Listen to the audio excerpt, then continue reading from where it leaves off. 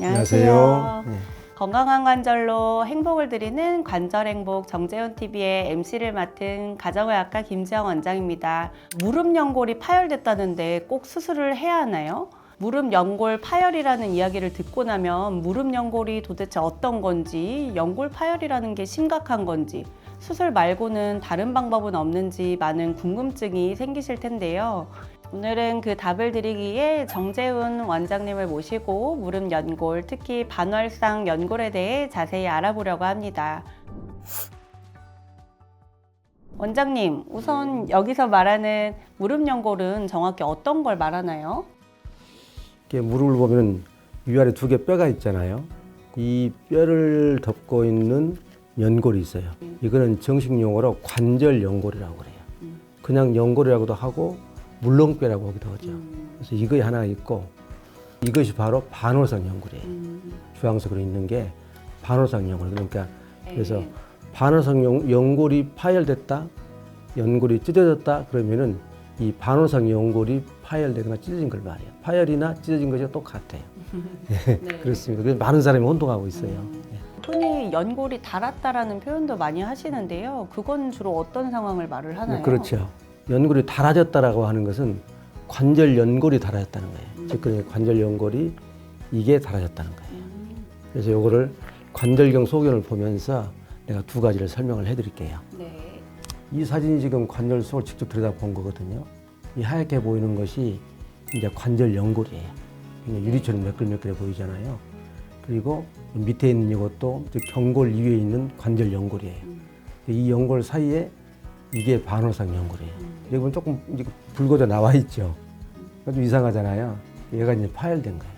더 자세히 보면은 이 연골이 찢어진 거예요. 아까 우리가 본 것은 이 앞부분 자세히 보니까 이렇게 찢어진 게 보이죠. 이게 이제 연골 파열입니다. 그리고 연골이 닳아졌다는 것은 여기서 이 부분이 닳아졌다 그 말이거든요. 매끄러운 면이 닳아지고 있다. 이게 연골이 닳아졌다 하면은 퇴행성 관절염이 있다 이런 말로 이해를 해야 돼요. 여기 보시면은 여기는 매끌매끌한데 여기가 지금 부서지고 있잖아요. 일부는 떨어져 나왔고 이것이 연골이 닳아지고 있는 과정이에요. 이것이 퇴행성 관절염이 진행이 되고 있는 과정인데 이게 심해지면은 이제 연골이 다 벗겨지고 그러면 이제 아주 심해져가지고 인공관절 하게 되고 그런 거죠. 그렇군요. 예. 그러면 이렇게 연골이 파열됐는지는 혹시 어떤 방법으로 진단을 해야 하나요? 예. 우리 환자들 오시면은 무릎이 아파서 오실 거 아니에요. 그럼 어디가 아프세요? 라고 일단 물어봐요. 아픈 부위를 보고 어느 정도 짐작할 수 있어요. 이렇게 모형에서 보면은 반월상 연골이 무릎의 안쪽과 바깥쪽에 있잖아요. 그러니까 안쪽이나 바깥쪽이 아프다 그러면 아 연골 파열을 수 있겠다 이렇게 짐작을 해요. 그리고 특정 동작에서 많이 아파요. 예를 들어서 무릎을 평지를 이렇게 걸어 다닐 때 이렇게 다닐 거 아니에요. 이렇게 다니면 별로 아프지가 않아요. 그래서 평지 다닐 때는 별로 안 아픈데 특히 무릎을 이렇게 많이 구부리면은 연골이 압박을 많이 받아요. 그러니까 파열이 되면 아픕니다. 그래서 이제 또 어떨 때 아프세요? 그러면 계단을 내려올 때 특히 아파요. 그래서 이제 무릎이 아픈데 안쪽이나 바깥쪽이 아프고 평지 다닐 때는 괜찮은데 계단 내려올 때 많이 아프다. 쪼그려 앉았다 일어날 때 많이 아프다. 그러면 연골 파열이 가능성이 있구나라고 보는 거예요. 일단 그건 심증이고 그다음에 이제 진찰 대비 진찰해 보잖아요. 그럼 무릎을 구부려서 이렇게 비틀어요. 이렇게 구부려 가지고 이렇게 비틀면은 여기에 압박이 많이 가죠. 그런데다 이렇게 펴는 검사를 해요. 진지기면서 펴는 거예요. 이 검사를 맥머레이 검사라고. 예, 외국인이 발견해서 외국인 이름인데 구부릴 때도 아프고 이렇게 펼 때 소리가 날 정도로 아파져요. 이러면 이제 임상적으로 좀 파열 의심된다. 정확한 진단은 MRI를 통해서 하는 거죠. 그래서 이제 MRI 상으로 보이는 영상을 몇 개 보여드릴게요. 여기 연골 파열이 있는 MRI 영상인데요. 영상에서 이쪽이 앞쪽이고 이것이 오금 쪽 뒤쪽이에요. 앞쪽에 보면은 반월상 연골이 위에 뼈와 밑에 뼈 사이 삼각형으로 나오잖아요. 이렇게 까맣게 나오는 것은 정상 모습이에요. 뒤쪽 부분은 이렇게 하얀 금이 수평으로 지나가고 있잖아요. 이게 찢어진 금이에요. 연골이 파열된 거죠. 그래서 이런 것이 수평으로 이렇게 파열됐으니까 수평 파열이다 그러는 거죠. 여기 보면 이제 단면도가 아까는 단면도가 이렇게 됐던 영상인데 지금은 이제 이렇게 단면도를 만들고 있어요. 그래서 안쪽과 바깥쪽이 같이 나오고 있거든요. 여기 바깥쪽이고 안쪽인데 바깥쪽은 이렇게 까맣게 나오고 있지 않습니까? 이건 정상이고 안쪽에 보면은 이렇게 삼각형이 이렇게 있는데 가운데가 텅 비어 있죠. 네. 그러니까 찢어져가지고 벌어져 있는 거예요. 이렇게 해서 MRI를 통하면은 정상인 부분과 파열된 부분을 이렇게 확인할 수가 있게 됩니다. 그러네요. 네. MRI가 진단에 확실히 중요할 것 같은데요. MRI 말고 초음파나 CT 같은 걸로는 진단은 힘든가요? 예, 좋은 질문인데요. 네. 되게 환자분 중에 이제 초음파를 해서 이런 걸 파열이라고 했다고 오시는 분도 많고 또 MRI를 하면 또 비용이 좀 고가이잖아요. 그러니까 CT로는 안 되느냐 이런 말씀을 많이 하세요. 근데 초음파로는 뭐 조금 의심할 정도, 정확히 보기는 좀 어렵다고 보고요. 그리고 CT로도 정확한 발견이 어려워요. 의심해 볼 수 있다 이런 정도는 할 수 있는데 결과적으로는 파열 여부를 보는 것도 중요하고 파열이 됐을 때 어떻게 치료할 것이냐 이걸 결정을 해나가야 될 거 아니에요. 그래서 그런 결정은 MRI를 통해서 이루어져야 되기 때문에 이제 초음파나 CT보다는 바로 MRI를 찍는 게 반응성 연골 진단 및 치료 방법 결정에는 좋을 것으로 생각이 됩니다. 반월성 연골이 파열되면 꼭 수술을 받아야 하는 건가요? 원칙적으로 수술하는 겁니다. 왜 그러냐면은 반월성 연골은 연골의 바깥쪽 이제 관절막이 있는 바깥쪽의 3분의 1 정도 지점에만 혈액순환이 되고 있어요. 안쪽에는 혈액순환이 없어요.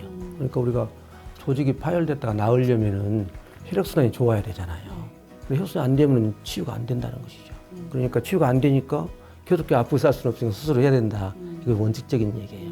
원칙적으로는 수술이라고 하셨는데요. 그럼 수술 없이 지켜보는 경우는 어떤 경우가? 되게 이제 MRI를 했는데 MRI 상에서도 파열이 조금 애매한 경우가 있어요. 바로 애매한 것을 바로 이제 쓰러져가기는 그렇기 때문에 우선 이제 보존적 치료하면서 지켜보다가 판단합시다 이런 수가 있고 또 이제 파열이 있긴 있는 것 같은데 환자분이 아프지 않다고 하는 수도 있어요. 특히나 수평 파열 같은 경우는 할지 서서 이렇게 진행된 파열 같은 경우는 그럴 수도 있어요. 그런 경우도 이제 우선 지켜보다가 증상 봐가면서 판단합시다 이렇게 합니다. 되게. 그러나 그런 경우에도 항상 반월성 연골 파열은 결국은 다시 아프질 수가 있다. 지켜보다가 좀 안 좋아지면은 관절경을 해서 정확히 진단해서 그 상태에 따라서 치료해야 된다. 이렇게 그걸 전제로 하고 되게 지켜봅니다. 파열이 진짜 길고 통증도 심해서 이제 실제로 수술을 하게 된다면 보통 어떤 수술이 진행이 되나요? 이제 반월성 연골에 대한 수술은 크게 세 가지 있어요. 하나는 연골이 좀 복잡하게 찢어져 가지고 절제해내는 것. 절제해내는 것은 대부분은 파열된 부분을 다듬어낸다 생각하면 돼요. 절제해낸다, 제거한다라고 말씀드리면은 연골을 다 절제해버린 줄 알고 그냥 놀래가지고 그거 제거하면 되나요? 괜찮나 이렇게 물어보는 분들 많아요. 근데 대부분의 경우는 파열된 부분을 다듬어내고 정상적인 부분들을 남겨놓는 거예요. 가능하면 많이 남겨두려고 노력하죠. 그래서 이제 경우에 부분 절제술을 하기도 하고 아니면 또 더 많이 절제하기도 하고 너무 심하게 찢어진 경우는 완전히 절제하기도 하죠. 할 수 없이 되고 봉합할 수 있는 경우는 봉합을 해주는데 특히 젊은 사람들의 경우는 아무래도 재생 능력이 좋으니까 좀 복잡한 것도 봉합을 해놓은 붙는 수가 많이 있어요.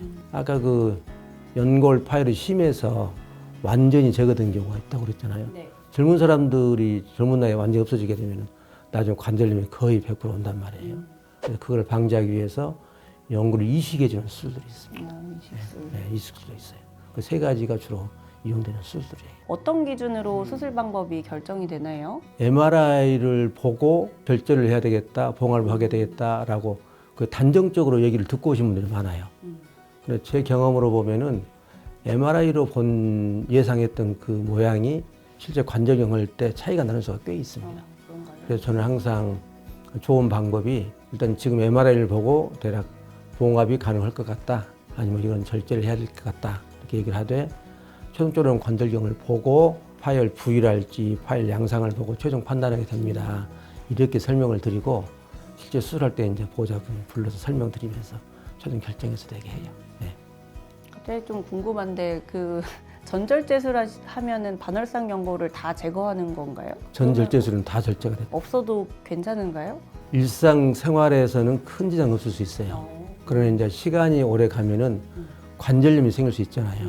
근데 반월성 연골의 주요한 기능이 위아래에서 이렇게 사이에 끼어 있어서 이렇게 걸어다닐 때 충격을 흡수해서 연골끼리 부딪히는 거 압박력을 줄여주는 역할이 제일 큰데 그 약을 없어지니까 1년, 2년, 5년, 10년 쓰면 쉽게 망가질 거 아니에요. 그럼 관절염이 오니까 그걸 방지하기 위해서 이식술 같은 걸 사용해 주는 건데 당장에 제거를 많이 했다고 해서 막 지금 활동이 막 지장이 있고 뭐 그러는 건 아니죠. 말씀해주신 수술 방법 이해를 돕기 위해서 절제술, 봉합술, 이식술 사례를 한번 간단히 보여주실 수 있으실까요? 예, 제가 관절경 소견통에서 한번 보여드리겠습니다. 네. 여기 아까 퇴행성 관절염 보여줄 네네. 때 사실은 봤던 사진인데 이 밑에 보면 연골도 이렇게 너덜너덜 이렇게 하잖아요. 이것도 파열이거든요. 근데 네. 이거는 이제 깨끗하게 찢어지기도 하지만은 오랫동안 시간이 좀 지나면서 이렇게 진리게서 찢어진 경우도 있어요. 그래서 이렇게 이 기구를 넣어서 이제 확인해 보니까 조금 더 너덜너덜하게 보이죠. 네. 이렇게 다듬어낸 거예요. 그리고 이제 봉합술의 경우 한번 볼게요. 그냥 보면 이런 모습이었어요. 네. 이제 검사를 해보면서 또 기구를 떼보니까 이렇게 뒤쪽이 찢어진 거예요. MR상에서 이게 나왔고 이런 경우 봉합하기 좋은 케이스거든요. 그래서 지금 보시면은 여기가 실이 들어가 있어요. 두 개를 이용해서 실을 꼬매준 거예요. 그리고 이제 이식술은 연골이 거의 없어질 때 한다고 그랬잖아요. 네. 그래서 여기가 연골 밑에 쪽에 연골 끝이에요. 원래 여기 이렇게 덮고 있어야 될 연골이 다 없어진 거예요. 여기가. 보면은 여기 새로 이식을 연골을 넣어줬죠. 이거 새로 연골 넣어준 거예요. 그래서 쭉 돌아가고 있는 거. 역시자형으로. 네. 그래서 이제 이런 데 꼬매주기도 하고, 이것도 꼬매주기도 하고, 이렇게 해서 연골 이식술 이렇게 해서 이 세 가지 종류 수술들을 상황에 맞게 해주고 있습니다. 네, 다치지 않는 게 가장 좋지만 연골 파열이 있을 때 어떤 치료 방법이 좋을지 전문의의 진료를 통해서 무릎 상태에 맞는 치료를 받으시는 게 가장 좋겠습니다. 무릎 연골 중에서도 가장 흔하게 문제가 되는 반월상 연골의 파열과 진단 그리고 수술 방법에 대해 정재훈 병원장님과 함께 알아보았는데요. 영상을 보시고 궁금한 점에 대해 댓글로 달아주시면 병원장님께서 정성껏 답변 드리겠습니다. 오늘 영상이 도움이 되셨다면 구독과 좋아요, 알림 설정까지 부탁드립니다. 감사합니다. 감사합니다.